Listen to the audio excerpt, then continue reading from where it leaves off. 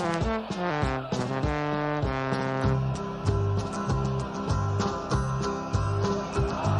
we come, blue and white, and we're looking good. You'll be in for a fight, and we fight pretty good. Getting goals is our job, and we get goals good. Looking good, we are Carlisle United. Carlisle United, the team that's on the ball. Carlisle United, the team for one and all. You're looking good, and we're with you all the way. You'll hear us singing every time you play. Here Ken Legendale with a pass so Top of the league and having a laugh. Hello everyone, we're back. The Brunton Bugle's back for the new year. Happy New Year to everyone listening. Hope you've all had a good Christmas and not eaten too much over the festive period.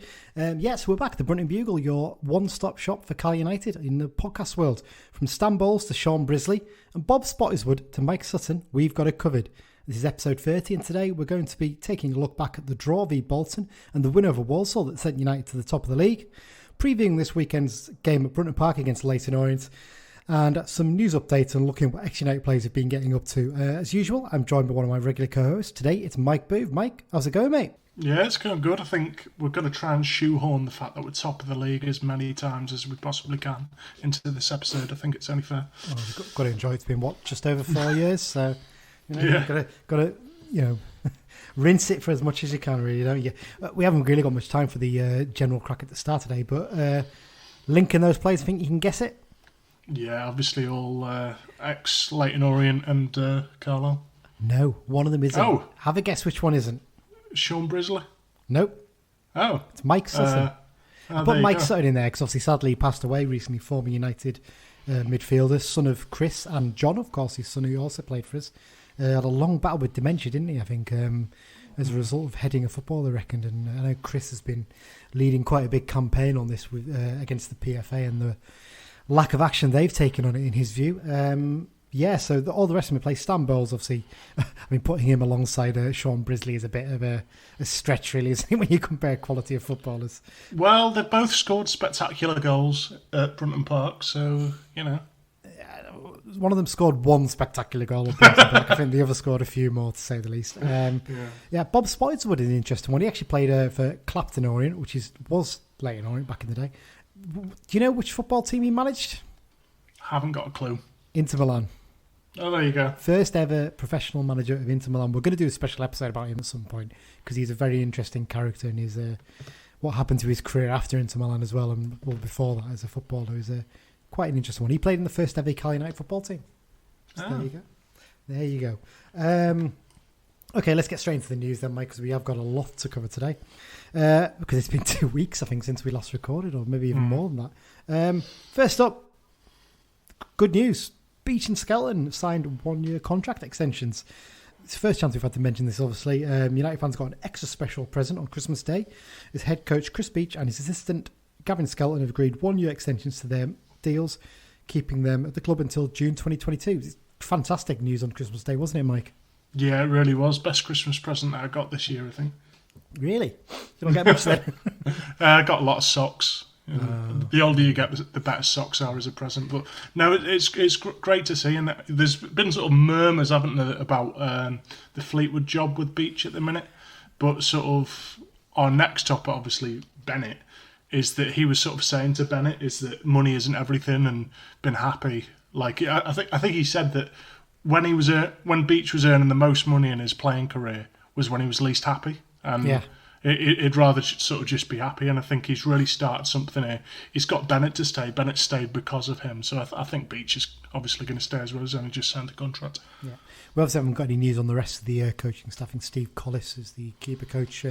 Hopefully we'll get some good news on that one soon because he seems to have done a good job with Paul Famine. But so on to the next one, Mike, and it's one that you've touched on there briefly, but I think this club sums it up best. You know what? I'm not leaving. I'm not leaving.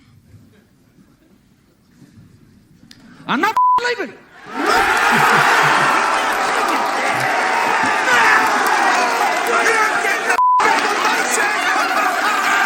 The show goes on! This is my home!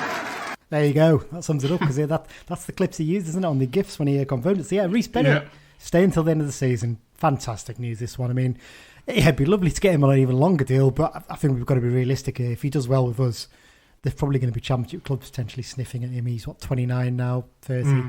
You know, he'll want his last big chance to play in the second tier at the very least. So you wouldn't, you know, if he got us up and went at the end of the season, got a championship club, you wouldn't blame him, would you? You'd go with our best wishes at the very least. But it's just fantastic that he's decided to sign for us rather than, because he had interest apparently from teams up at the top end of League One, didn't he? Yeah, he's turned that down. So that's a good sign of just what a good place Brunton Park is to be for a player right now, isn't it? Yeah, it reminds me a lot of the Michael Bridges situation back in 05-06. It was a case of, if we can keep him, we could well win the league. If we can't, we might just be looking at a playoff place. And I'm not being funny, but there's no way that he should be playing in League Two. Like, you know, and someone put a tweet up the other day that saying having Aaron Hayden and Reece Bennett as your centre halves in League Two should be illegal, because it's an insane centre-back partnership, it really is. We're forgetting how good Hayden actually has been because Bennett has been so good. And I think Hayden's stepped up a level as well, and he's shown he can play at right back as well, which is testament to how good a footballer Hayden actually is. It's just fantastic news all around. And the thing that stands out is all the players tweeting about it. And obviously we ourselves, I know Dan set it up, they did the little campaign through the Cumbrians Net Twitter account, getting everyone to tweet Reece and try and convince him to stay. I know that me and a few of us offered him a trip to Allenby for some 20-minute ice cream and Codfather chips, so might have to deliver on that now. I might have to. I need to double check whether 20-minutes does vegan ice cream or not, if you can get vegan ice cream, because he is, of course, famously a vegan. But yeah, brilliant news, and you can see how much the players love him, and see how much the players all really, they feel together, don't they? They feel like a squad that likes each other. I mean, last season, you never got that impression. We'll talk about one member of that squad last season later on in this episode and his future. But you always got that impression there was sort of characters almost butting heads, weren't they? And there was no real sort of togetherness there. Yeah. You don't get that now, do you? You get that feeling that they all want to succeed and they all enjoy playing for the club. Yeah, definitely. And you could tell, I mean, a lot of the players wanted Bennett to stay just as much as we did. You know, they really sort of are a part of the club, and it's great to see. There's no one who, you know, I don't know how to say this. None of the players seem like they're just sort of token, flashy, knobhead footballers. They all seem like a really good bunch of lads who just, you know, will do anything for the shirt, and it really shows on the pitch as well. And they're all likeable players. I mean, I absolutely love Amari Patrick. I mean, his enthusiasm for playing for us as well, and he seems to thrive off the fact that he's actually loved at this football club. And he's probably not had that other than maybe when he was at Wrexham before. And he's really, and his performances have gone up another level in the last few weeks, haven't they? And they really have. Difference. That really has. Briefly, again, touching on this one is the fact that Beach and Bennett have also been nominated for the Player and Manager of the Month, haven't they, for December for League Two? Fantastic that. And I have a feeling Bennett probably won't get his because it's Max Waters is up for it, isn't it? And he's done phenomenally well at Crawley over the last month. I think Beach has got a hell of a good chance of getting the manager one, though, doesn't he? Well, I don't know. I mean, I don't have the stats to hand, but I think the last time Beach was nominated, he had a better month, I think, than this month. Possibly. I'm not 100%. But I just have this feeling that because the Forest Green manager hasn't been nominated for it, and they obviously the only team that beat us, so you'd think, you never know. We'll have to wait and see. Anyway, I don't know when they're confirmed, hopefully in the next few days, probably tomorrow morning when this comes out. I imagine after it'll be sod's law. But another bit of sort of contracty sort of news. I mean, this one's a bit not 100% confirmed, but it seems to be. Is there Joshua Coyote seems to be staying, doesn't he? Just sort of news came out today, wasn't it? Paul Warren, the Rotherham manager, I think he was doing a pre-game thing ahead of their FA Cup tie this weekend, and he was asked about Coyote, and he said he's really happy with the progress he's making, and you know, other clubs are showing interest obviously in him and things like that, but he's basically confirmed that he won't be recalled by Rotherham to be involved in their squad. He's going to stay out on loan. Now, there's no confirmation there there'll be Carlisle United, but the reports that Radio Cumbria seem to be getting is the decision's been left with Coyote himself as to whether he wants to stay or he wants to go to a club at a higher level, League One, potentially Doncaster being mentioned, I think, in a few places. But he seems happy here, doesn't he? And he put a tweet up the other day with a little blue circle on it, very cryptic, and he seemed really happy to see that Bennett was staying. I can't see him going anywhere else. I'm sure he's looking and thinking, this is the best chance I've got of getting promotion this season.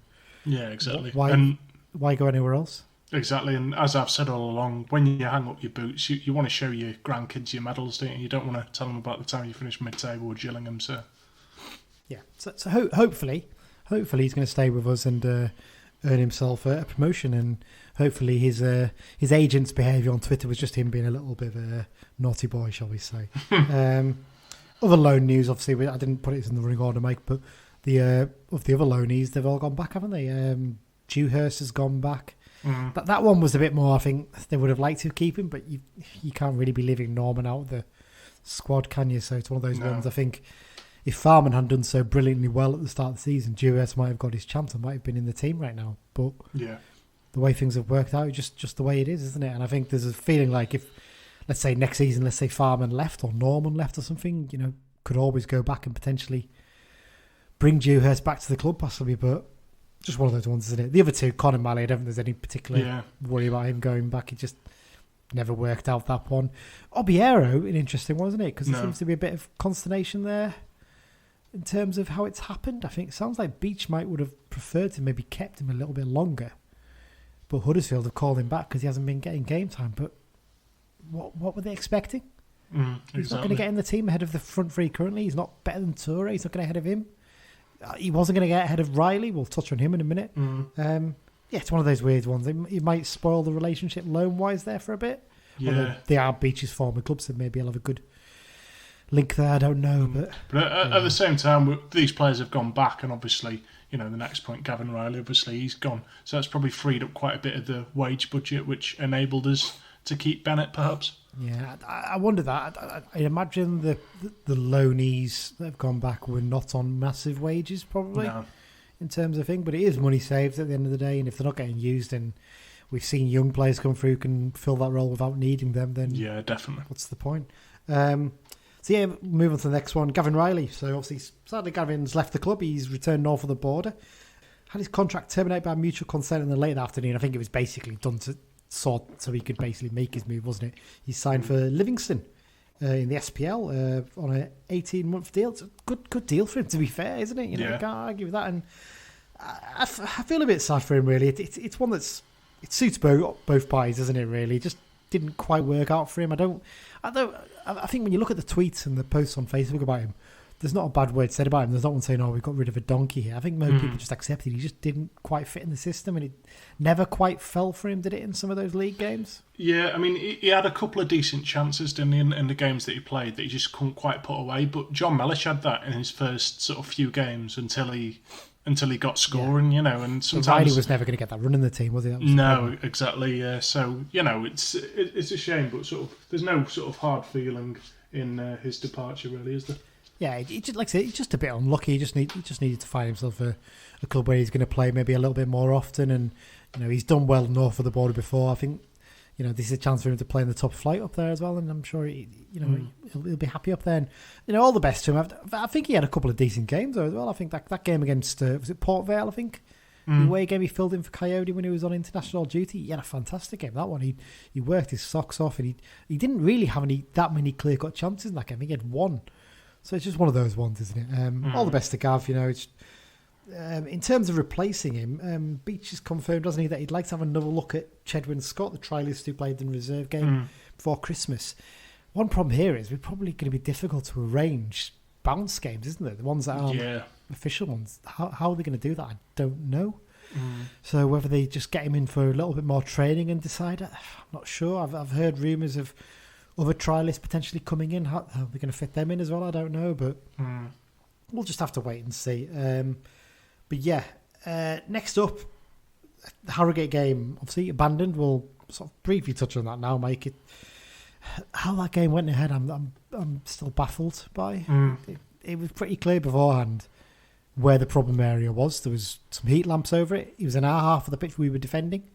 the fact that Harrogate changed ends at the start should have been a bit of a giveaway to the fact that there may be a problem with that half of the pitch. And their fans were saying, "Oh, there's nothing wrong with it." Well, why did your players change ends then? So, yeah. There's no wind. There's no obvious advantage in terms of wind, and clearly that's the way they normally kick towards. If that's the way they went before the game, the way that we always defend the Warwick before a game unless we get switched around. So it was a bit of a weird one, and I don't know why the ref.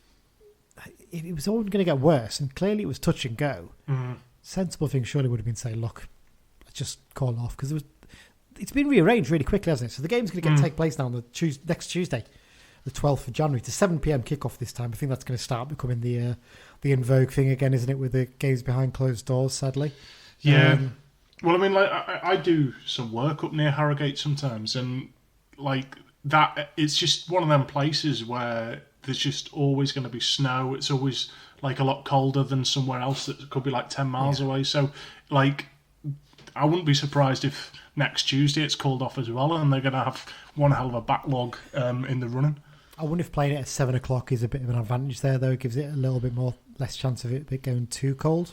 Maybe. But we'll have to wait and see. But we're not going to do a proper preview for that game because we've already done one. So if you want to listen to it, go and listen to the pre-Christmas one. You can get your preview there. We'll do some predictions at the end of this episode for that one, but no preview.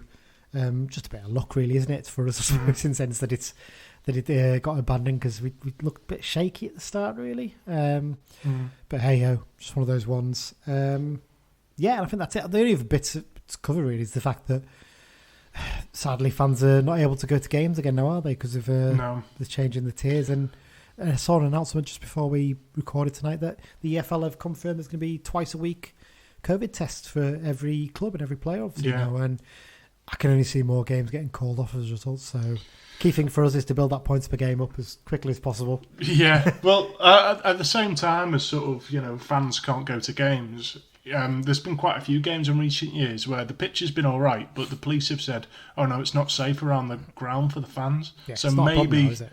Yeah, exactly, that's not an issue. So, you might lose some games with COVID, but might gain some games that would otherwise be called off because there's no fans. Yeah, that's the way it is. Okay, let's get on to the match reviews then, Mike. We're not going to cover the Bolton one in as much depth as we probably would have done, but we'll sort of briefly touch on it. So for the second game in a row, United blew the chance to go top of the league, but this time they shared the points in a pulsating encounter at Brunton Park on Boxing Day. So they raced into that early 2-0 lead, grabbing the third on 36 minutes, and then they conceded a bit of a sloppy goal, didn't they, just before the break? It's one of the ones, it was a little bit lucky as well, because it took a big deflection when it looped up to the far post. But then second half, first half, it could have been 5 or 6-1, couldn't it? Absolutely battered Bolton for that first 40 minutes or so, and then they just got into it just before the break, and I think the conditions actually got worse after the break, to be honest. When you look back at it, it was pouring down with rain. Wind was properly whipping up. And they pegged us back late on, didn't they? There's 2 goals. Really frustrating, that game, wasn't it? Yeah, I mean, one thing for me, it didn't show it in the highlights because I would like to have seen it again, but at 3-1 up with about 10 minutes left, Guy played a glorious ball through to Coyote. And it was one-on-one with the keeper, and he fluffed it, and you're thinking could have been 4-1 then, and maybe a different outcome, but it's one of them, isn't it? And obviously their lad who scored the equaliser should have been sent off. And let's briefly touch on that one then about how poor the referee was, because I've seen some Bolton fans bitching about it on Twitter and complaining and saying, the first booking got given, he won the ball, it was a good tackle. Well, actually, if you go back and watch it, he does win the ball. He slides and wins the tackle, but he's got a fistful of Patrick's shirt, so Patrick can't get to the ball. That's why he got ahead of him. So he didn't clip him with his feet, but he pulls him back with his shirt. So the ref's got it absolutely spot on in booking him for that. What he did do was bottle out of giving him a second booking when he totally took out Coyote, like way after the ball had gone, and we were clean away. I think this was still 3-1 at that point, wasn't it? And then obviously he sends him off late on. The one he sent him off late on, there's a nothing tackle really. Wouldn't normally be a booking other than the fact that he'd let him off for the one previously. Yeah, exactly. So sods all that. I think if they'd gone down to 10 men, I think we would have comfortably seen that game out. but just the way it was. But I mean, one of the things this season that I've noticed, these games where we have dropped points, there's so many. Oh, shoulda, woulda, coulda. If only this had happened, if only that didn't happen. You can sort of. It's such fine margins that's costing us points, whereas previous years we just weren't good enough. That's why we were dropping points at the end of the day. Yeah. I'll briefly touch on a couple of talking points from this game then, rather than doing it combined with the Walsall one. But we talked about the dreadful refereeing, but let's talk about Ian Evans' comments before the game. I mean, do some managers just never learn their lesson on these things? Mm. He sort of, the way he did it, he almost did it as a backhand compliment, so they're very direct, that's the way they play, fair play, and blah, blah, blah. And he said, they played a game against Cheltenham recently, the only game they lost. I bet that was a thrilling one for the fans. I was like, well, actually, you know what?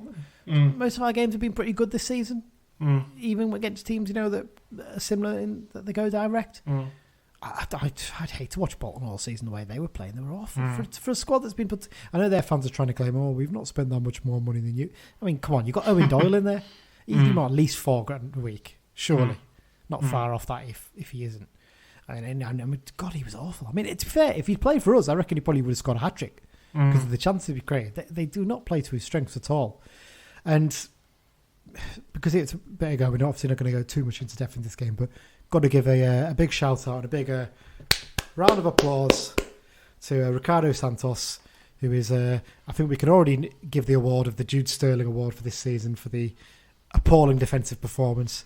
He was absolute crap, wasn't he? I've seen some bad players in this division for a while, and some of their fans were claiming he was best defender in League Two a few weeks before. I mean, come on.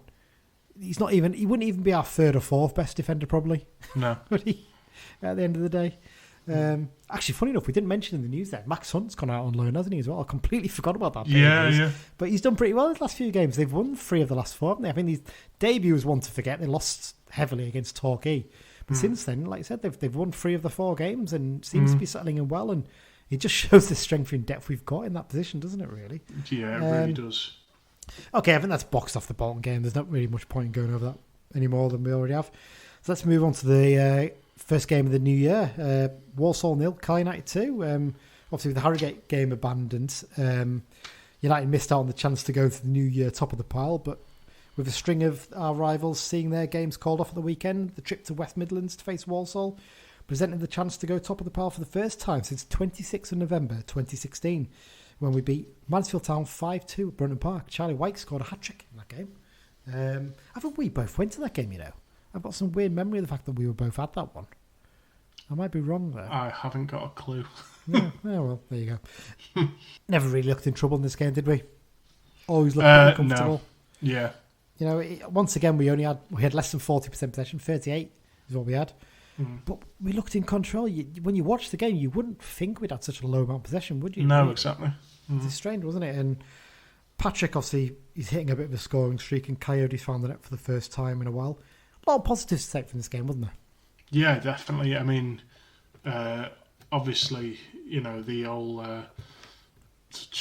Taylor Charters, just absolutely fantastic sort of full debut. I mean, with Mellish, I feel, I've heard sort of the Claude Makelele role is a thing in football, and I feel the John Mellish role is also a thing in football. Being a nuisance, basically. Yeah, just being a nuisance and just getting in the box and just sort of, even if he's had a quiet game, that whoever's been marking him comes off that pitch knowing that they've been in a game of football. Do you know what I mean? Yeah. And Taylor Charters, he had a lot of Mellish's sort of characteristics in his game, and he was unlucky not to score, and he reminded me of Mellish at the start of the season, where he was getting in the right places but he just couldn't put it in the net. But that assist as well for the first goal, that was fantastic, because a lot of young lads would have just been that close to goal, they'd just sort of lash at it, but he just coolly laid it off to Amari, and it's a goal. Well, I'd argue his pass for the second goal was even better as well, to Riley on the right, because he weighted it just perfectly. Because I think, as he actually said in his interviews, if he'd hit it a bit more powerfully, the defender probably would have backed off and just blocked Riley at the cross instead. But he did it just enough to tempt the defender to think, I could probably nick this, but just enough that he couldn't actually nick it. So fair play to the lad. I totally agree with you. And slotted into the Mellish role very well. He's kind of a bit more refined Mellish, isn't he? He's probably a little bit better on the ball, a little bit better passer. Not quite as physical, but for a young lad, he's a good size. He's clearly worked on that. And I mean, you say not quite as physical, but there was a moment, I can't remember what half it was in now, when he sort of got shoulder to shoulder with the Walsall defender, and he managed just to sort of wriggle and get across to the byline with the ball, and he tried to get across in, and it came out for a corner. But a lot of sort of young lads, if they go shoulder to shoulder against a football league defender, they just get shrugged off the ball. But he really sort of seemed hungry and desperate to sort of win every ball. Oh yeah, he's not quite as big and physical and as imposing in that sense as Mellish is. No. But at the end of the day, he's only 19, isn't he? So he's only going to get better, hopefully. A bit of a surprise that he started for Dean Furman, but actually, when you think about it, they're very different players, aren't they? Really, so maybe not as much of a surprise as we made out. Got to keep his place against Orient, surely. Yeah, well, I mean, we don't know what's going on with Mellish, do we? But I mean, for me, he's done absolutely nothing wrong there to get dropped. I mean, it shows in general, really, just how much depth we have when, I mean. We'll cover that in a minute as well, won't we? We'll get a bit more depth, but yeah. Yeah, I mean, how many players, technically speaking, were absent for that Walsall game? What, 5, 6? Like, Toure was out, Anderton was out, Riley, Tanner, Riley. Yeah, exactly. We're missing at that. Least. Any other team, you're missing that many first team players, and you struggle. But the lads who we have in all positions who have just sort of come in, done a job, they've been fantastic, and Beach must have one hell of a headache. Yeah, well, we'll go into a bit more depth about the squad depth shortly. It's one of the questions we've had submitted for today's episode. So obviously that result obviously means the fact that we're now top of League 2. Got to mention it again. 39 points from 21 games. So, I mean, one more win. If we beat Forest Green, we'll be sitting on average 2 points a game. That's how well we're doing this season. Plus 12 goal difference as well, which is fantastic. I haven't had goal difference that good in a long time. Newport, their game against in-form relegation battlers Southend was called off due to the weather. So they sit in second place with 38 points from 20 games, while Forest Green Rovers, whose game against Oldham was abandoned in the second half due to fog. Did you see this? Yeah. Incredible. You could not see the second Oldham goal at all, could you? It was out. Fair play to the ref for trying to get that one to keep going, but common sense to call that one off. So obviously, they're in third place with 37 points from 21 games. Very tight in the playoffs, though, isn't it? 2 points separating fourth place Cheltenham on 35 from ninth place Leyton Orient, our opponents this weekend, on 33. I think Orient played one more than most of the other teams down there as well, though. But it's really tight in there. Now, what I'd say about obviously Newport have got that game in hand on us, but with their pitch and the way it always goes, it's inevitable they're probably going to have a couple more called off, and they could have a fixture backlog, which could cause them real problems, couldn't it? So and they've lost a few players now. They had a few loanees. I think Devitt's staying, isn't he? I think that's what I've read somewhere today. But they've lost Scott Twine, who's been fantastic for them. So that's a real positive for us in a sense. But let's get on to some of the talking points. We've already covered Charters in a bit of depth there. The next up, when the ball hits the goal, it's not Shearer or Colt, it's Amari. I have to give that one a little shout. We mentioned about a month ago, didn't we? I can't remember if it was me and you or me and Dan. Probably was both of us, to be fair. We mentioned the fact that Patrick was playing really well, but he really needs to start adding a few goals to his game. Well, he's certainly doing that now, isn't he? That's 3 and 4. Really smart finish as well, isn't it? Fired it into the top corner.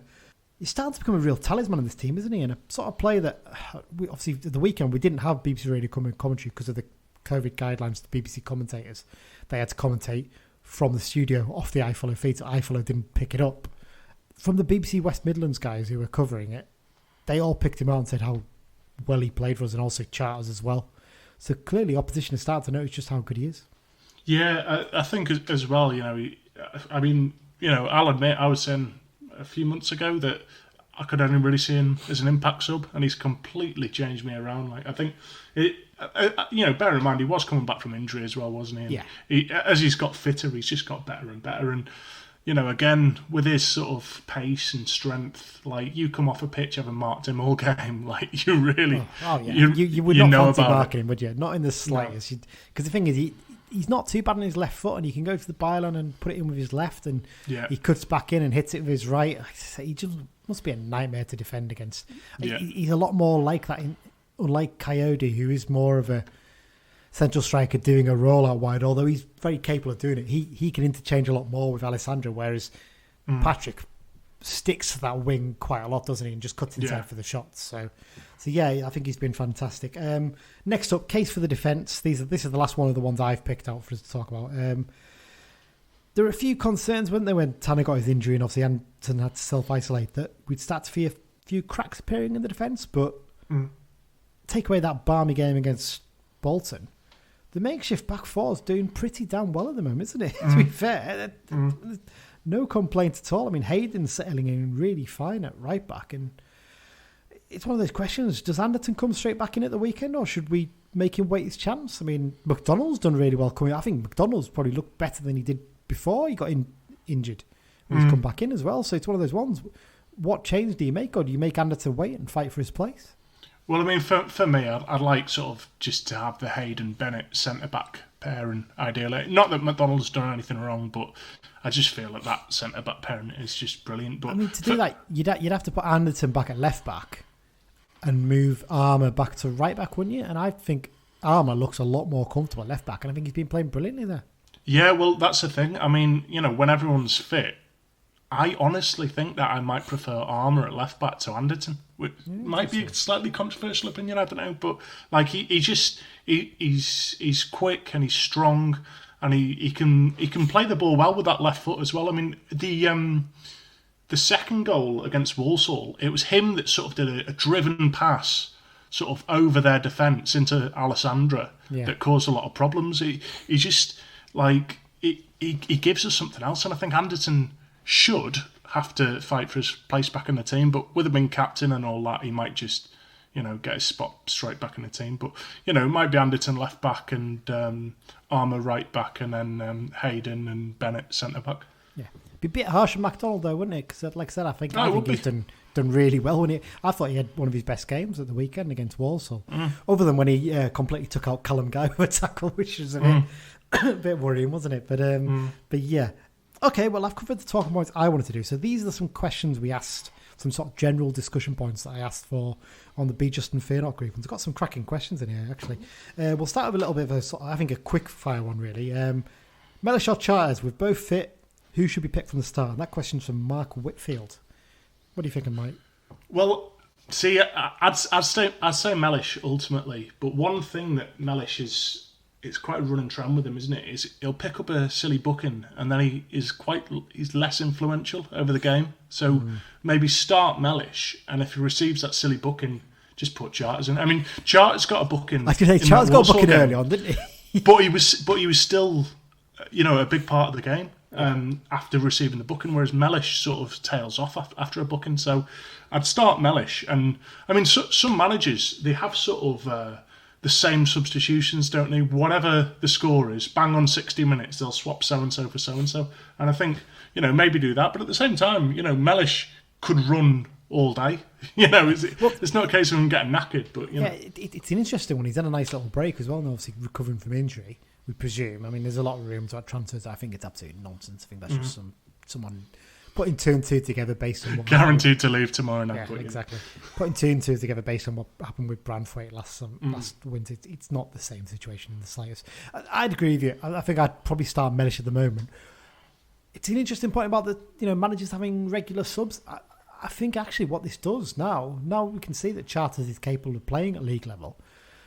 It gives Beach another option from the bench, because previously he was quite reluctant to bring players on other than the ones he always did. Like Riley was generally his go-to one, or Toure basically the only ones he'd bring on. Now he knows he can freshen things up and give Mellish a little bit of a rest and bring on Charters and keep Mellish fresh for the next game. Yeah, I mean, some games as well, Charters wasn't even making the matchday squad. Yeah. He's been left out of the matchday squad. Well, so he should be guaranteed now that either him or Dixon is going to be on the bench due to the fact that Riley has now gone, who was our academy player, basically, wasn't he? So yeah.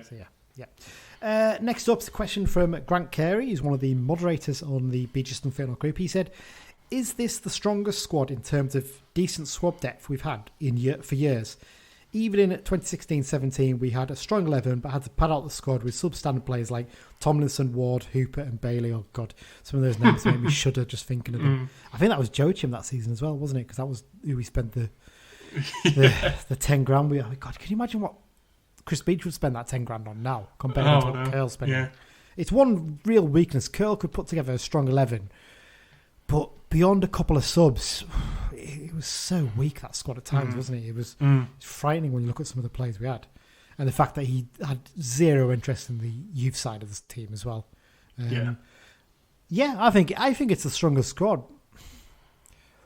Other than at this level, it's the strongest squad we've had since 05-06. We had a couple of stronger squads, obviously, 07-08, probably 10-11, 11-12 at League One level. But yeah, I think this is the strongest squad we've had probably at this League Two level at least since 05-06. Definitely, I think when you look throughout it now, there's competition in pretty much every place, bar maybe right back, but we've got players who can slot in and do a job there. So yeah, exactly. There's a lot of talk about. We'll get onto transfers in a minute, but should we sign a right back? I don't think we need to. I think that'd be just a waste of a wage for bring someone in to cover 4 or 5 weeks max. So, but I mean, for me as well, I mean, the 16-17 season, while things were going well, I still had reservations over how many players were good enough for League One. And now, I don't have them reservations, but there's players now who, they're not necessarily the first name on the team sheet. They might sometimes be on the bench, who I would still have in League One. You know, players like Jack Armour, you know. Bear in mind, we've been raving about Taylor Charter. Well, bear in mind, you know, we've been sort of saying that Taylor Charter's brilliant, only 19. Jack Armour's the same age. You forget that, actually, don't you? Yeah, exactly. So even, you know, Farman, exactly. You know, I think he's a solid keeper. There's not many who had sort of cut loose. Should we go up? Yeah, it's a fair point. It's quite similar to when we went up last time, isn't it, really? There wasn't a huge amount needed done. You just need to trim the edges, really. Your likes of your Holmes and your Chris Billies and people like that, sadly. I'd sort of look and move them on. I think if we do go up, it'd probably be similar. I think you'd maybe look around the edges and pick out the bits you didn't want to keep. Yeah, I agree. I think it is the strongest squad. I think, like I said, with those concerns in defence, but I think those concerns have been allayed totally by the last few weeks, and the fact that, you know, we've been able to send someone like Hunt out on loan to get games, and I think with Hunt, his contract's obviously up in the summer, but there is an option in there. I wonder if the club might say at the end of this month loan at Yeovil, if you want to stay there, what we'll do is we'll trigger your contract for another year, and you can stay out on loan or go out on loan somewhere maybe a little bit higher, go out on loan there for the rest of the season. And we'll have you ready to come back in the summer and challenge for a place in the team, maybe. That's maybe one way to look at it, because you'd imagine with someone like Hayden, there's a possibility that a big club might come in for him in the summer. Yeah. Because he's playing so well. I think that's fairly inevitable. There'll be championship clubs sniffing. Bennett's contract's up in the summer as well, isn't it? So, you know, we could potentially have no centre-halves next year, regardless of what happens. But, I mean, like I said, McDonald, I think, looks a player who'd be capable of doing a job at the higher level as well. So yeah, and like I said, in midfield, we've got an embarrassment of riches, actually, when you look at it, really. You've got the likes of, your first choice arguably is Guy, Mellish and Riley.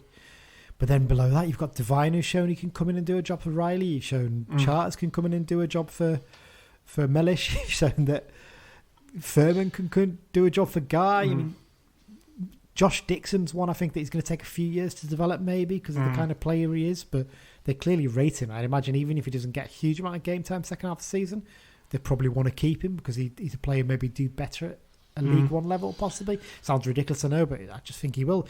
Like I said, you look at it, you've got two midfields there, basically. You've got a player to cover each position in that three-man midfield, comfortably. That's the way we are. Exactly. I mean, Guy, for me, he's got to be the best defensive midfielder I've seen in a long, long time. Is he defensive? I'd say he's box-to-box more than defensive. Well, I'd say... The only thing he's missing is goals, isn't it? Yeah, I'd say of the three, he sort of sits the deepest and makes the most interceptions and the most tackles and all the rest of it. But he's just absolutely class. I mean, when we're thinking of man of the match for the Walsall game, he's just a solid 8, 9 out of 10 every single week, and he's his own worst enemy, really, because he won't win man of the match because that's just sort of the level of performance that you expect from him now. You know, arguably he was as good at it as, if not better than Charters, but because he set that standard, you don't think he's playing particularly extraordinary, do you? You just think that's exactly the way he plays. You're right. And like I said, if you're looking further in squad depth, in attack, well, you've got a front three that picks itself. You've got a player in Toure who's one of the best players in the division at the start of the season and can't get in the team now. You maybe do need to add a couple of players in there possibly now that Riley's left and Abiro's gone back. You know, you're looking a little bit thin up there. But he clearly rates Sam Fishburne as well, because he's been on the bench last couple of games, and he's one that I think a lot is expected of as well, because he's starting to find the net regularly for the youth team. Well, so. and Bell came on as well against Walsall. I completely forgot about that as well. Yeah, Lewis Bell came on and he looked lively as well. He was harrying players, and you know, they clearly he's one they do think a lot of as well. So fantastic, really, to see that. So yeah, Grant, I think we've covered yours well in depth there. Let's move on to some of the next ones. We've got a few more to cover. If there's an opportunity to strengthen during the window, what position and player type do you think the squad would benefit from? That question was from Luke Anderson, and Dan Garlick asked a very similar question, so I've tied these into one. Personally, I just think maybe an attacker or two, possibly. Yeah, but bar that, we don't need a midfielder. I don't want to sign a right back for the sake of covering Tanner for a few weeks, because by all accounts, mid-February at the latest, he's going to be back. There's no point in signing a player just to fill a squad place who then wouldn't be involved. For me, we've shown we've got players who can fill in those roles and are more than capable of covering. So, no, I wouldn't sign a defender. I'd potentially sign Chedwin Scott and one other maybe in attack. That's what I look at. That's it, yeah. I mean, there's enough competition as it is, to be honest, you know. I think Beach must have serious headaches with some positions like. Yeah, definitely. I think that was covered that one quite quickly there, Mike. Next up is from Ross Parkinson, and the question is, what's the most ridiculous transfer rumour so far? Mine would be Nick Pope. I'd probably agree with that one. I mean, just... Not Nick Pope, that would be ridiculous. Not Nick Pope, I think you'd think of Tom Pope. Tom Pope. Getting my Popes mixed up. I'll be saying John Paul the second. Yeah, Tom Pope was the one he said was the most ridiculous, and I'd probably agree with that one. Tom Pope's not going to leave Port Vale anytime soon. No. My advice to anyone listening to this, right, and I don't think Ross is one of these people, don't take any notice of those Twitter accounts, the EFL Hubs or EFL Transfer Update ones on Twitter. They're talking absolute bollocks, basically. None of them are saying any truths. Anytime they do get it right, they've basically spotted it on one of the club message boards or someone who is in the know. I mean, they're the ones pushing the John Mellish rumour, which is absolute crap as well, by the way. The John Akinde rumour of a few years ago. That was a belter, wasn't it? Because Barnett did a full-on press release, didn't he, saying like, no, there's been no bid received and all the rest of it. It's just they're just nonsense. So yeah. I'd probably agree. Yeah, the Tom Pope one, and bar that, they're not true. Those rumours, they're just not. The rumour we've heard is, I think it's Brad Lyons. I think it is from Blackburn's been linked. He's a midfielder, so. I don't know if maybe we'd be looking to send someone out or Divine's out for a bit longer than we expect. I don't know with that one really, but interesting that by all accounts he's one that Beach has been watching and he's very keen to sign. I mean, I was gonna say that Lions. Yeah, I mean, I was gonna say that Lions would add bite into the midfield, but I'm not gonna, because that's just Every time you get warned not to do them, but you do. Okay, let's move on to the next question very swiftly now. This one from Lee Beattie. Let's try and keep this one brief, Mike. Should Holdsworth be getting more credit for his part in building the squad this season? Maybe he should get an extra roll deck or two as a reward, but yeah, look, it is a fair question, actually. Maybe he does deserve a bit more credit. I don't know. Is it a job that Nigel Clibbins could have done as equally competently? I don't know really. It's maybe it is a different role. Maybe Holdsworth has got that knowledge as a former player and coach and manager of how players work, and he's able to link in with them well. But there's no doubt he's helped build together a decent squad, and yes, the long-term plan, if there is one, I'm presuming, seems to have worked really in terms of starving us of cash for a long period and being a bit frugal to put us in a position where we were able to put together a decent squad now, because the financial problems weren't as bad as they previously had been. Yeah, I think you're right. I mean, been more than willing to criticise Holdsworth sort of over the past couple of years. But yeah, we did have to be sort of tight after, get rid of the sort of mess that Keith Curl left. But then, he has built this team now, and it's we were not happy that obviously we missed out on Devitt in the summer, but then Devitt was quite a sort of polar character in the dressing room, you could say, under John Sheridan. And would he have fit in with the dressing room that we've built now? And possibly not, no. Would he fit into the team? That's the question. I think he probably would, because he's the kind of player who is quite high energy, isn't he? He would, yeah. But, I mean, Mellish might not have got them games in midfield if we'd have signed Devitt. It makes... But sort of was mildly going off topic a little bit, but... Yeah, I think he does deserve credit. I think he likes to give himself more credit than maybe he deserves. But we're not talking about his Wikipedia page here, Mike. No. Let's be fair here. Yeah. But no, I'd agree. Maybe he does deserve a bit more credit than he gets. So, well done, David. Okay, next one. Final question. This one's from Paul Slee. Chris Beach, why might he go to Fleetwood after they sacked Joey Barton, currently top of the betting odds? So he wants us to say why we think he might go to Fleetwood. I don't think he will. I think what it is, he's someone who's done pretty well in a job, and anyone who's doing well in the division below is going to get linked in those betting odds. They have a standard template of odds, and generally it's based around the managers who are doing well in divisions below, people who've played for the club in the past, who are in coaching roles, people who are current coaches at the club, and then the odd utter mental one like, Sam Allardyce and Paul Ince in the past, and Sven-Goran Eriksson gets thrown in or something like that. So I don't think he's going to go there. The fact that he was pushing for Bennett to sign, if he was going to Fleetwood, he'd tell Bennett, hold off, because I'm going to go there and I'll take you with me. Exactly. So, no, I don't think he's going anywhere. I think, don't read too much into it. I know it says he's born in Blackpool, but I think he grew up in Fleetwood. I think they are his hometown club, but I just can't see it. So don't worry about it. Plus, a lot of what he was saying to keep Bennett here, saying, you want to be happy rather than on more money. I think that's how he sees it as well. So, where's the glass ceiling with Fleetwood? I know they've got a bit of money behind them and fantastic facilities, but is a promotion push to the Championship is probably as far as they're going to get? If they get in the Championship, are they going to then crash and burn in the same way Yeovil did a few years ago? Mm-hmm. Who knows? That's it then, Mike. Hell of a long first part. We had a lot to cover there, to be fair. So that's the end of part one. Up after the break, we'll be looking ahead to Saturday's game at Brunton Park, where Leyton Orient are going to be the visitors.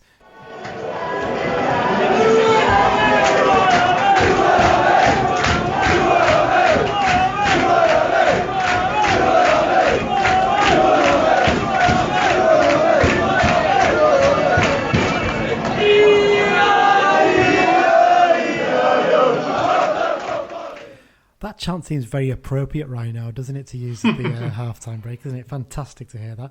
That was obviously from our little trip to Morecambe, wasn't it? About 4 years ago now, I think. That was around about the last time we were top of the league. God, time flies, eh?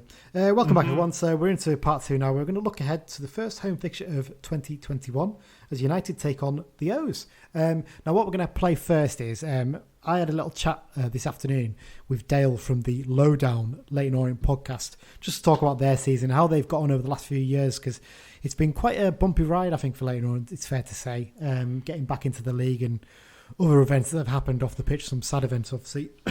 So I sat down with Dale for about 10 minutes and had a little crack with him and seeing how they're getting on the season and how he expects the game to go this weekend. So listen to that one now and enjoy it. Okay, so we did this recently with the Forest Green game. We did a little preview sort of clip where we talked to a fan from an opposition podcast about the game, looking ahead to it. And this time for the Orient game, we're joined by Dale from the Lowdown podcast. Dale, how's it going? Afternoon, yes, very well here. How about yourself? Not too bad. I mean, it's just, as good as it can be in the current circumstances, I suppose. And like I said to you before, enjoying it up here at the top at the moment. But how long that'll last, hopefully for a while, but we'll have to see. So yeah, let's look ahead to this weekend's game, Dale. Interesting game, this one, because I've been sort of looking at the fixtures coming up, and this is one that I sort of looked at and thought, might not be the easiest game, this one, because you guys have, your form's a little bit patchy at times, but you've done all right this season, haven't you? Yeah, I say it's been an interesting season because it definitely is patchy in places. But when we kind of get ahead of steam, we seem to be able to put forward a couple of performances. And obviously the last couple over this Christmas period, it looked like it was going to be a tough period for us. But 2 clean sheets against Southend and Salford have kind of put us in a bit more of an optimistic mood. Yeah, I think normally you'd look at that Southend game and think it was a gimme, wouldn't you? But the way they've picked up form recently, actually, it's not a bad result, that is it? Really, when you look at things. Yeah, I think the obviously it being a bit of a derby, so that's always thrown on top of it, and it was a bit of a worry that they're starting to come into a form and then coming up against us in the derby match. In reality, it could have been a lot more than 2-0. That was probably the most dominating I've seen us be this season, but it's because for them, it's been a tough period. Only got a small squad, and I think it was too many games in a short period of time. So I think we hit them at the right time, to be fair. Yeah, I think it's the second season back in the league for the O's now, isn't it? I think. And how have you found? How do you think you guys have found it in the last couple of years? I mean, last season was a bit of a tough one, wasn't it, with what happened with Justin Edinburgh sadly passing away. So it's been sort of a bit of time for adjustment, really, hasn't it, for the O's? Exactly, yeah. The first season was hard on all accounts. Obviously, the stuff that happened with Justin's passing, and also, the promotion. We didn't have a side that was ready, and we didn't get the time to properly rebuild. So it was a lot of staying safe that season was the most important thing. Since then, we've kind of brought in a few. We've still got remnants of that National League side, which does, let us down at times. But overall, I think it's a lot more positive this year. I think coming into the league, the one thing that you kind of realise happens is the fact that people take their chances more. I think that there's a lot of it's a lot better quality, and you get punished a lot easier than you would have done in the National League. I do think that we have, in reality, we still see ourselves as a League One side. So we've settled as we would expect to, and I think there's still a few fans that are annoyed with how long the rebuild's taken, but the rebuild needed to happen because of what happened with the Italian owners. Yes, I remember that spell. I know exactly what you mean with that, because I think I'm probably going to get shot down on Twitter for saying this, but I think some of our fans are incredibly unrealistic as well about our situation, and some of them are convinced we should be a championship club, and if you look at our history, we've only spent a short spell of our time in that division, but there you go. It has been a bit of a long slog, hasn't it, for you guys to rebuild things. I mean, this season coming into it, I think it was Ross Embleton was given the job full time, wasn't he? I think after last season, a brief spell with someone else in charge. How do you think he's doing as boss? Yeah, so this is one that will completely divide Twitter. I think that there's a lot of people that would have preferred a bigger name to have come in, someone more established. But with the way that we're doing it at the moment, and with the team that he has got and he has assembled, he's doing a decent enough job. I do think that there are times when you could see that we would be able to push on a bit more, and he's still learning his role. But I think for first time in this kind of setting, he's not doing a bad job at all. And I do think that when you look at the squad that he's got, it's probably mid-table, and that's probably where we'll be at the end of the season. Yeah, I was looking through the squad before we recorded today, and it's kind of like ours in the sense that there's no real star men that stand out in there. Obviously, you've got is it Johnson up front, isn't it, who's scoring all the goals this season? He seems to be hitting quite a purple patch. And I know in goal you've got a very good goalkeeper. But who are the danger men, do you reckon, that we need to watch out for in this game?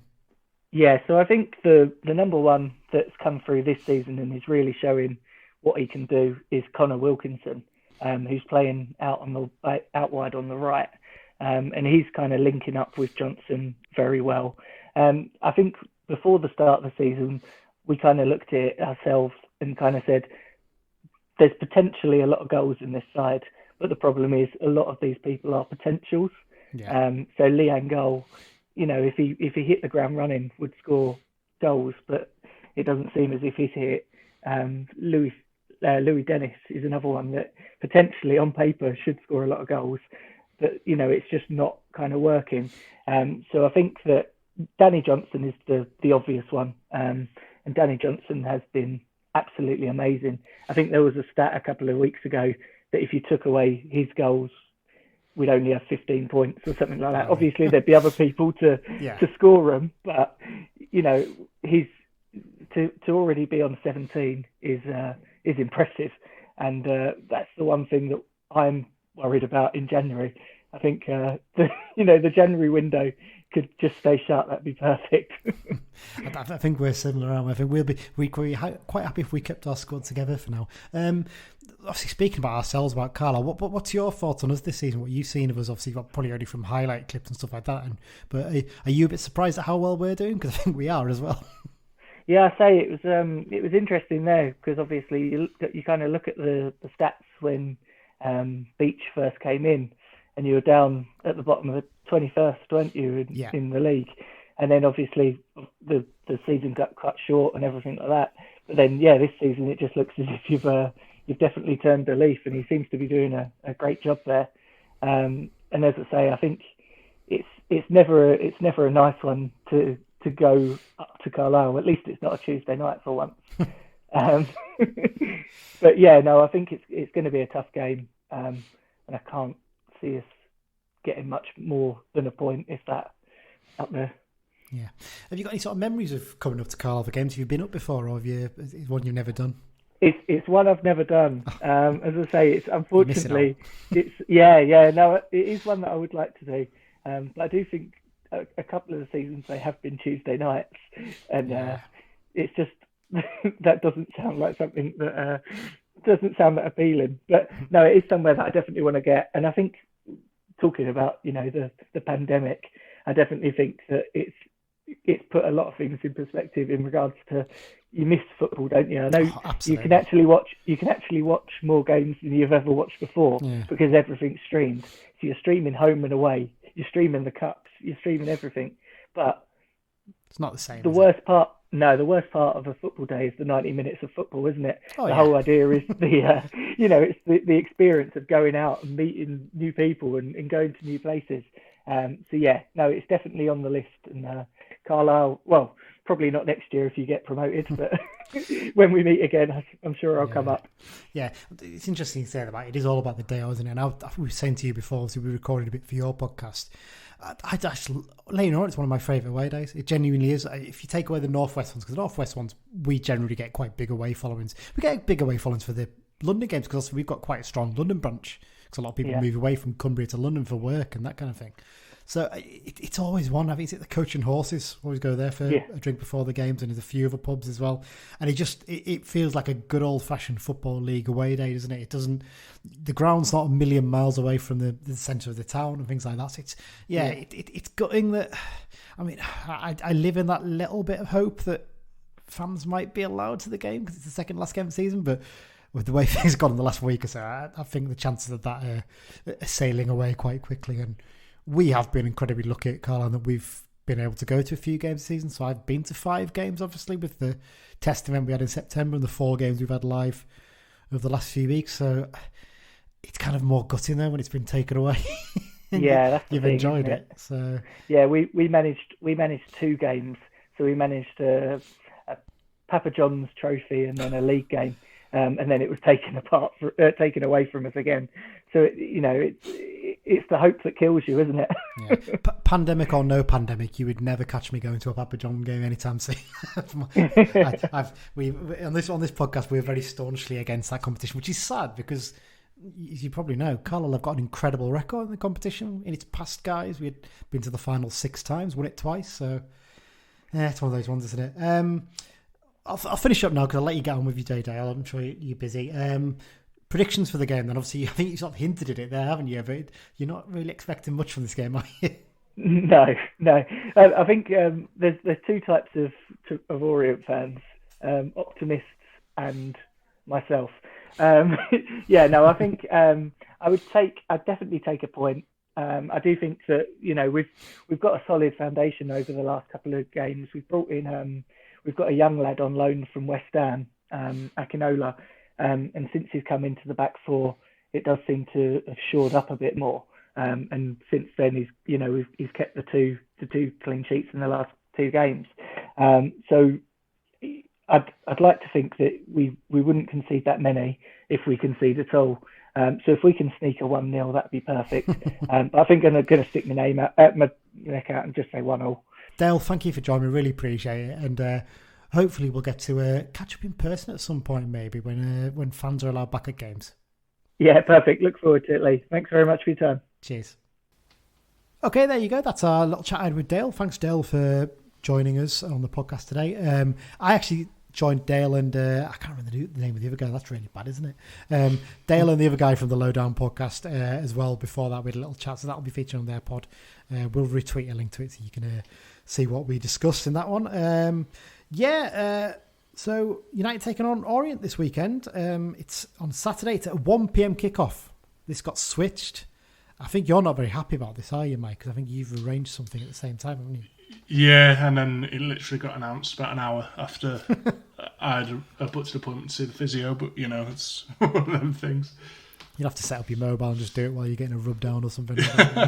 But yeah, it's so obviously we're taking on Orient. The referee, they haven't published the full EFL appointments for this weekend yet, but someone on Twitter did post that apparently the referee for this weekend's game is Trevor Kettle. Now, that's a name that quite often sends fear down the spines of Football League fans. But I was thinking about this. I can't remember a bad game Trevor Kettle has had. Oh, you've said it now. Yes, I put the curse on it. There you go. Let's have a referee stinker this weekend. Touch wood, we don't get that. But yeah, I was having a look back and I can't actually find I know he's hated by a lot of fans for some of the performances he's had of other clubs, but I can't find him having a bad game for us. Genuinely, I was really struggling searching through the records and I just couldn't. So he's based down south though, so the chances that he only referees us once a season max usually. So chances are I can't even find the last time he refereed a game in Brunton Park. That's how far north he comes generally. Last time he refereed us was the FA Cup tie at Forest Green last season, the 2-2 draw, where Nathan Thomas got his customary goals against them. Let's go on to history and facts then, Mike. So Leyton Orient were originally formed by members of the Glyn Cricket Club in 1881, many of whom were former students of the Independent College, Homerton, in nearby Hackney. Now, Homerton College is now in Cambridge, apparently. I don't know if it's part of the university, but there you go. An annual fixture is still held between the club and the college. We've talked in recent weeks about clubs changing their names throughout their history, but few clubs have done it more than the O's, have they? And more recently as well, to be fair. So originally the club was named Eagle Cricket Club in 1886 and then was named as Orient Football Club in 1888. The choice of the name Orient came about at the behest of one of their players, Jack R. Deering, who was an employee of the Orient Steam Navigation Company, which later became part of P&O, which is Peninsular and Oriental. I didn't know that. It's an interesting fact, that one. The name was changed again to Clapton Orient in 1898 in a cynical attempt to gain support from the more affluent neighbouring area, though there was already a Clapton FC at that time, so it was a bit cheeky, that really. It's similar in the way that obviously Woolwich Arsenal moved, didn't they, to... Because they were South London, weren't they? South of the River Thames.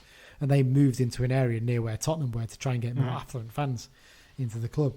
Yeah, so they changed the name to Leyton Orient after the Second World War, and the name was changed again to just Orient FC in 1966, only switching back to the current name of Leyton Orient in 1987. So they've had a fair few names down the years, haven't they? I think it's fair to say. Traditionally, I think, when you think of Leyton Orient, what colours do you associate with them, Mike? Red and white, really. Yeah, with a bit of black maybe for the shorts, that kind of thing, don't you? I think famously we always think of that Croatia-style checkerboard kit, don't you? They used to have. Well, interestingly, they played in blue and white after the Second World War up until 1967, when the name obviously changed to Orient FC. So not that long. In fact, when they played in the top flight, we'll get onto in a minute, they played in blue and white.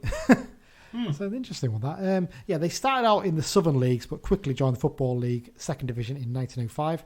Their greatest achievement was promotion to the First Division in 1962. But like United, they spent just one season in the top flight. There's 6 clubs that hold that record. That's Glossop North End, Leyton Orient, Northampton Town, Carlisle United, Swindon Town, and of course Barnsley. They spent most of their existence playing at Brisbane Road, currently referred to as the Breyer Group Stadium for sponsorship purposes. But they were one of 3 clubs to show an interest in moving to the Olympic Stadium, weren't they, after the 2012 Olympic Games? It was them, West Ham, and was it Spurs, I think, was the other one, before they got the permission to build their new ground, possibly.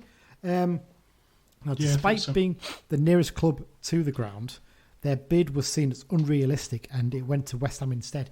They put a few appeals in against this, and I think they tried to take it to court, but there was an out-of-court settlement, I think, agreed with the Premier League, and there was like a non-disclosure agreement, so they can't say exactly what was agreed in this sort of thing. So they got a bit of a payout, probably not a massive one, but there you go.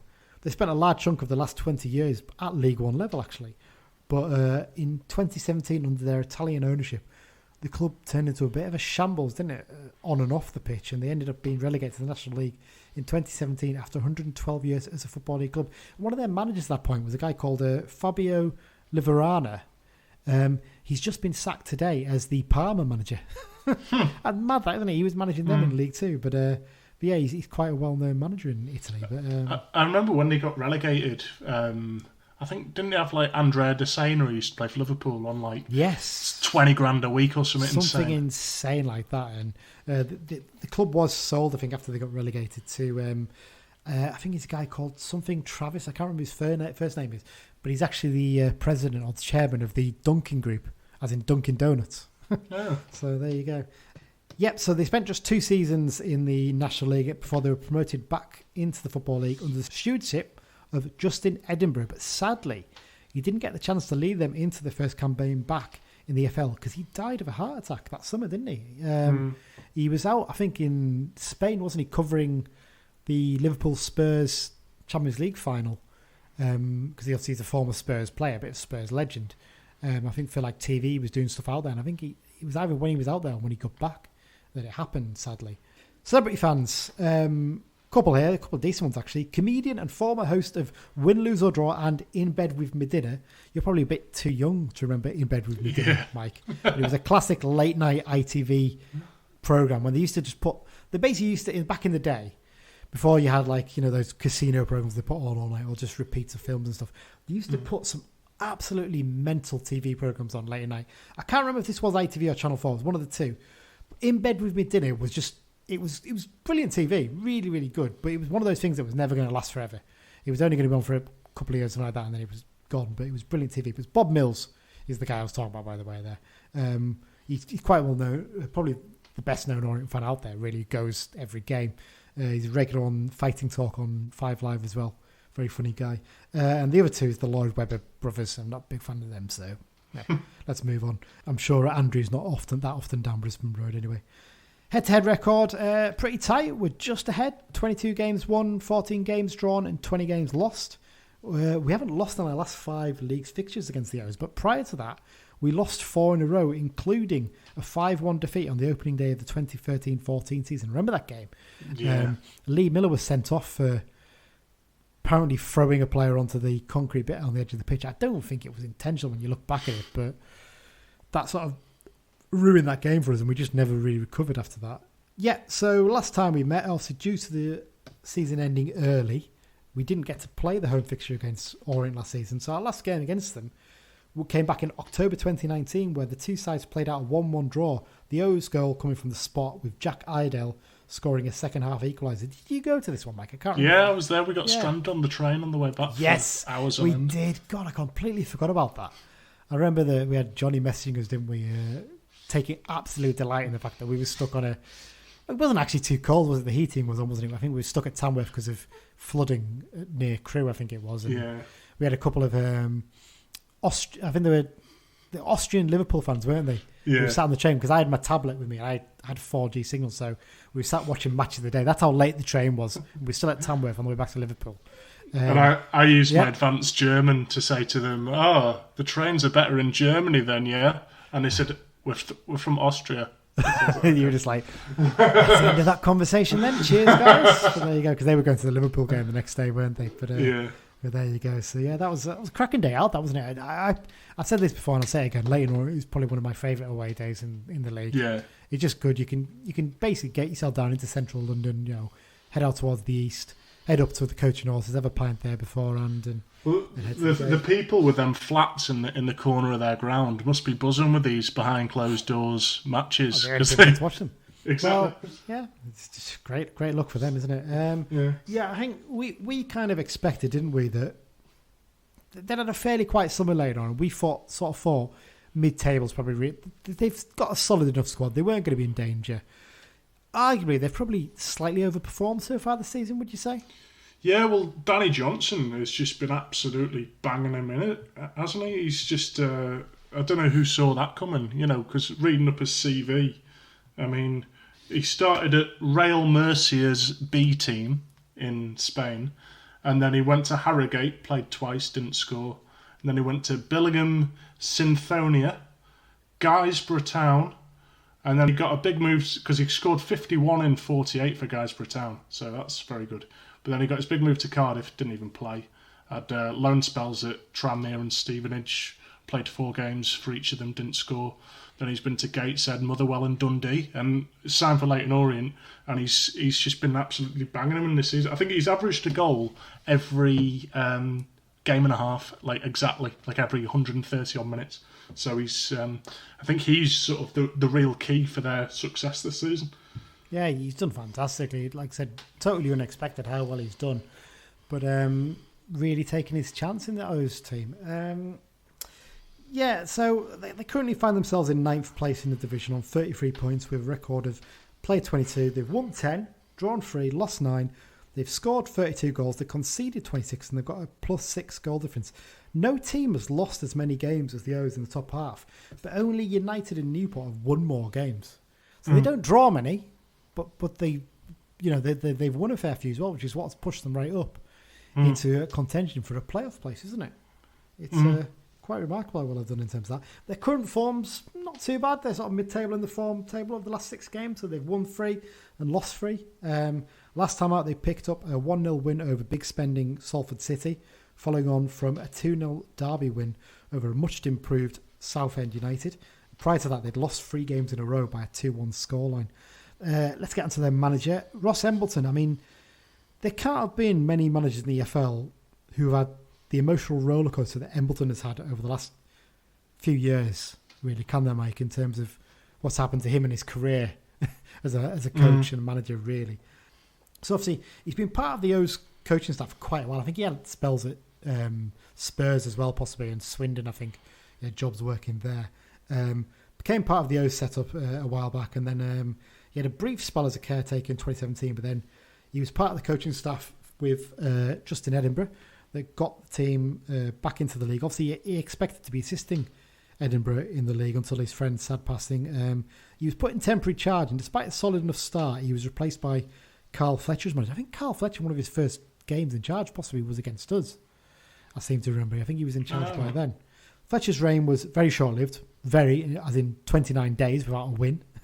And Embleton was put in temporary charge again before he was given the job on a full-time basis in January last year. With a squad that hasn't really been vastly added to since their non-league days, he's done a pretty good job, hasn't he, keeping them up at the right end of the table, I'd say. Yeah, because you look at it, there's no real stand-up players you think they've added players thinking, that's real top Football League quality there. They've just kept together a solid squad and just settled themselves in the Football League, really. That's what they've done. So, yeah, fair play to him. Like we said there, not a squad packed with names you might know. Many players, obviously, still from that National League time. They rely quite heavily on cast-offs from Premier League clubs, don't they, really? That's generally the way they've always worked down the years. They've been quite good at picking up players from Spurs and Arsenal, and from West Ham in particular. Those 3 seem to be the ones that they got a lot of signings from. In terms of the squad, picking out some of the key men, one that stood out straight away to me is the goalkeeper, Lawrence Vigouroux, ex-Spurs and Liverpool youngster, isn't he? He had a spell at Swindon. I think he had a bit of a dodgy time at Swindon for a short while, didn't they? From there, he had a few sort of loan spells out. He then had what I could only describe as a very interesting spell. He went to Chile. He's got Chilean nationality.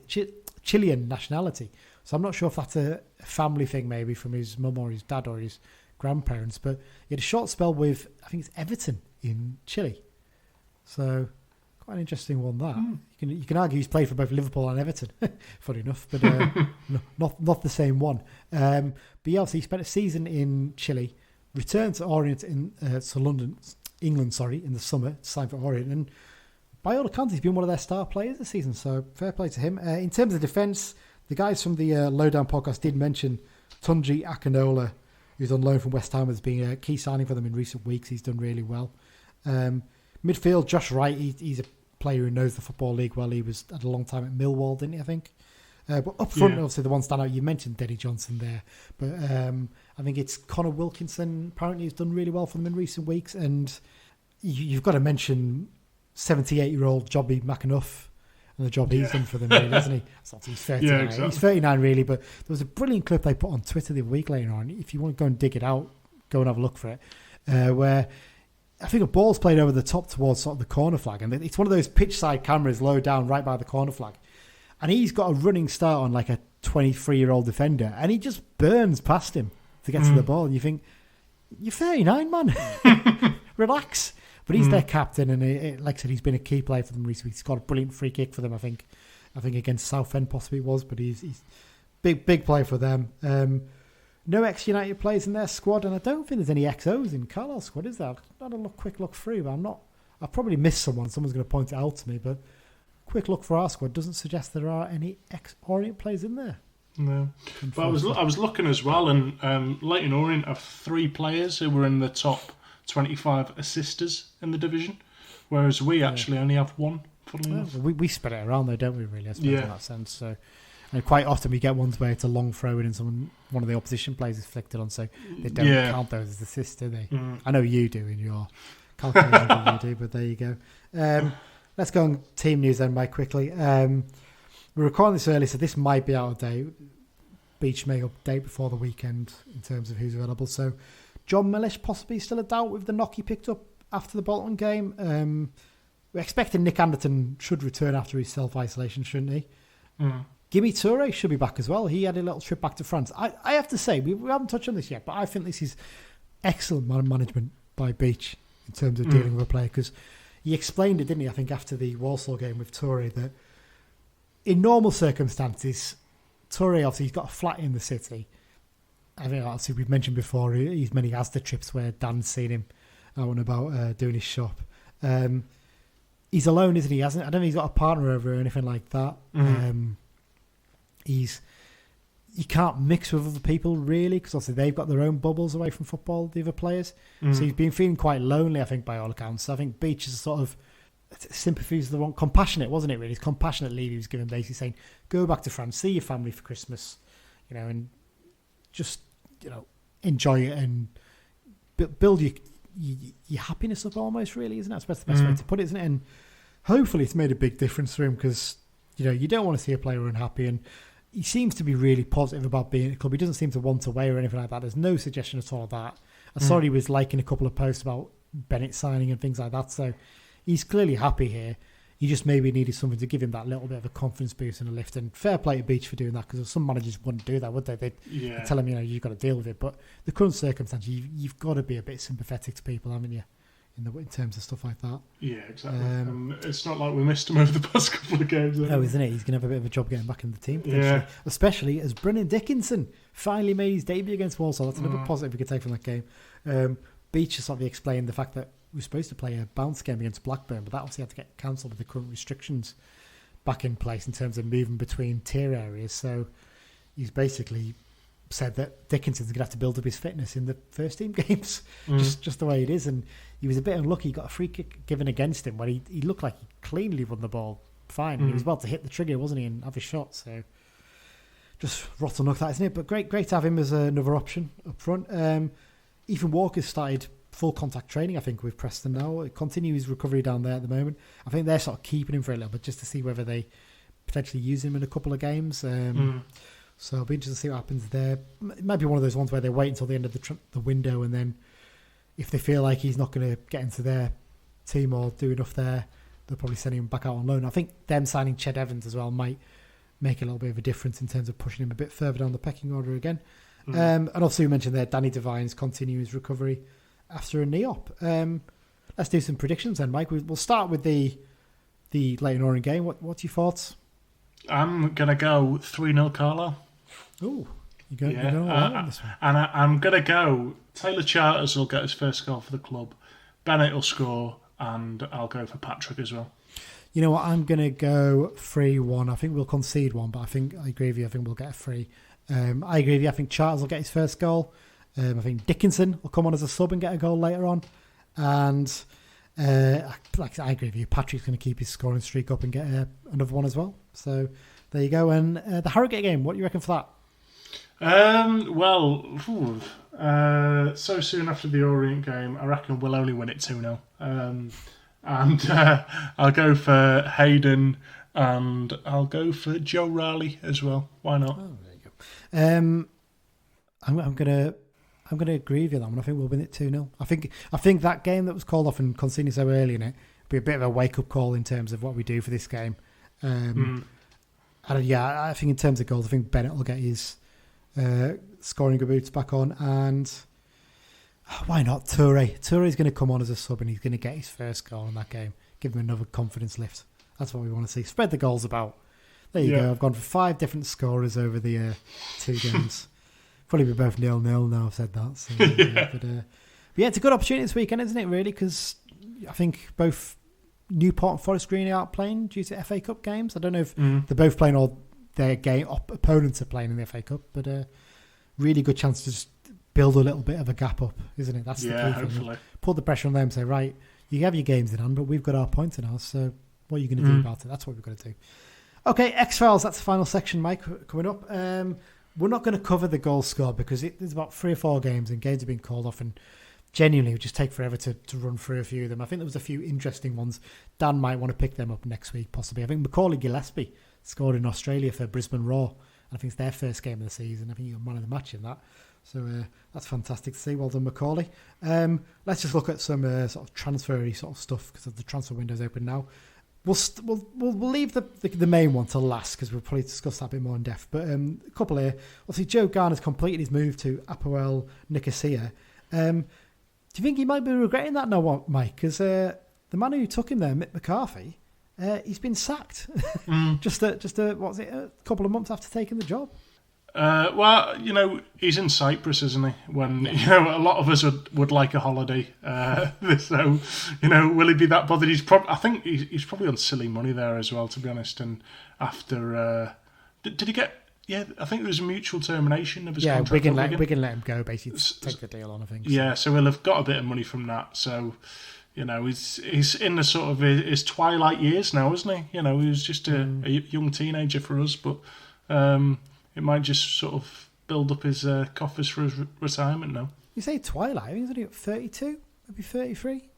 100% on that one. He was 18 when he signed for us originally, wasn't he? So I'd imagine he'd only be about 30 potentially. Actually, I'm thinking off the top of my head there, isn't he? Yeah, he's only 30, so not as old as you think. There you go. Okay, next one. Jared Branthwaite's been linked with a loan move away from Everton. He's been on their bench for the last 3 games, actually, so he's got his fitness back and got a place back on the bench finally, but he's been linked with a loan move to Blackburn Rovers. I think it'd be actually quite a smart move for him, this one. I think it would work quite well. What do you reckon? Yeah, I think so. I think there's another young lad at Everton that they paid money for before him. Is it Godfrey, I think? Was it Ben Godfrey? Yeah. Who's been getting games at right back because Coleman's injured there, so... And I think Branthwaite was unlucky because he got injured. He was injured at the same time as injuries happened, so he couldn't take the place. So. But yeah, I think it would be good for him to be sort of playing league football and keeping his foot in the door there. Really, he by no means just disgraced himself when he got called up into Everton's team, but it just hasn't happened for him this season. Yeah. And let's do the last one then, Mike. Harry McCurdy. He's been told he can leave Port Vale, but that could be up in the air because the man who obviously told him he could go, John Askey, has now been sacked by Port Vale, hasn't he? A few managers departures in the last few weeks, hasn't there? Obviously, Holloway leaving Grimsby as well. It's an if ever there was a sign of a waste of a talent, this lad would be it, wouldn't it? Because the other day I saw someone say it was 1 year to the day since we played those FA Cup games against Cardiff, and he was brilliant in both of those games. He was absolutely terrorising a championship right back for most of the game in those matches. And here he is, being let go by a club that's struggling down the bottom end of League Two after being our top scorer last season. There's a serious attitude problem there, isn't there? That's the problem. And you think a year on since we last won at Walsall, and that 2-1 win, where our friend Johnny was very excited about a pub that sold curries and wouldn't shut up about it, and still won't shut up about it. I'm dropping that in because I know he listens and he'll love it to get a nice shout out.